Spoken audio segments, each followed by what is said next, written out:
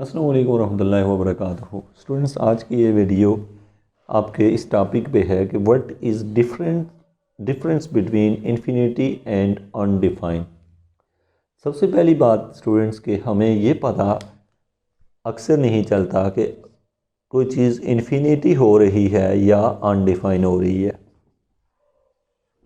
अब इस तरह के बहुत सारे क्वेश्चन हमारे जहन में क्रिएट होते हैं, इन्फिनिटी ओवर इन्फिनिटी, ये तो इसको हम क्या कहें, zero over infinity, infinity over zero, तो समथिंग लाइक दिस। ये जो नंबर्स आपने देखे हैं, तो अब हमें ये पता इन दोनों का डिफरेंस पता करना कि इन्फिनिटी और ज़ीरो में फ़र्क, अनडिफाइंड में क्या फ़र्क है।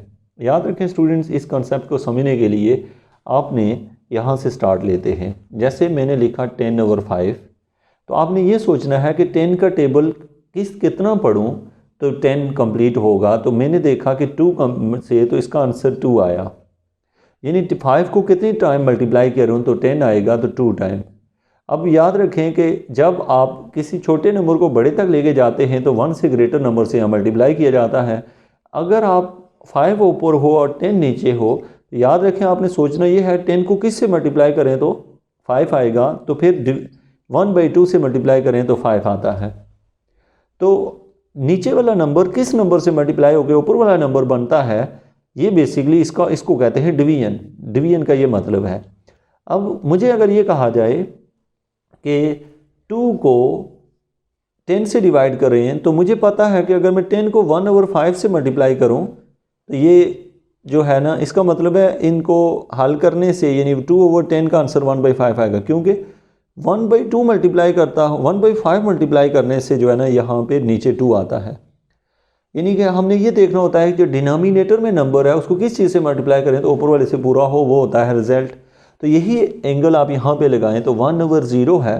अब आपने ज़ीरो को किस नंबर से मल्टीप्लाई करना है, तो डेफिनेटली रूल ये होता है जब छोटे नंबर को बड़े नंबर की तरफ लेके जाते हैं तो ज़रूर कोई ऐसा नंबर मल्टीप्लाई करते हैं जो 1 से ग्रेटर होता है। तो 1 से ग्रेटर ऐसा कोई नंबर नहीं है, या फिर हमारे पास कोई नंबर नहीं है जो हम 1 बन सके। तो इसलिए हमें उसको किसी ऐसी कोई हमारे पास इंफॉर्मेशन नहीं है। इस नंबर को हम अनडिफाइन कहते हैं, ये नंबर अनडिफाइन है। इन्फिनिटी के कंसेप्ट को अगर समझें तो उसका ये कंसेप्ट है कि यानी कि आप क्या कर रहे हैं कि किसी नंबर को, इन्फिनिटी ये है कि बहुत बड़ा नंबर है कोई। अब आपका सवाल है इन्फिनिटी किन केस में जनरेट होती है। तो स्टूडेंट अक्सर आप लिमिट ले रहे होते हैं, n अप्रोचेस टू इन्फिनिटी और साथ में n ले रहे होते हैं। तो स्टूडेंट इसमें डायरेक्ट इन्फिनिटी करें तो आंसर इन्फिनिटी आ जाता है, मीन ये कि बहुत बड़ा नंबर आ जाता है। तो इन्फिनिटी का केस को आप कभी भी जो है वो अनडिफाइंड के केस साथ आप मिक्स ना करें, और इसको हमेशा अंडरस्टैंड ऐसे करें कि नीचे वाले नंबर को किस नंबर से मल्टीप्लाई करें तो ऊपर वाला नंबर बन जाए। अगर वो नहीं मिल रहा तो वो नंबर अनडिफाइंड है।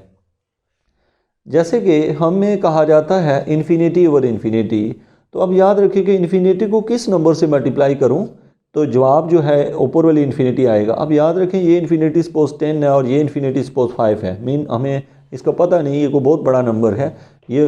तो अब ज़रूरी नहीं है दोनों सेम नंबर होंगे, तो मुझे ये नहीं पता मैं कौन से नंबर से मल्टीप्लाई करूँ तो ये पूरा होगा। तो ये फंक्शन भी जो है वो अनडिफाइन है। 0/0 फॉर्म में जब मुझे 0 के साथ मैं क्या मल्टीप्लाई करूं तो 0 आएगा।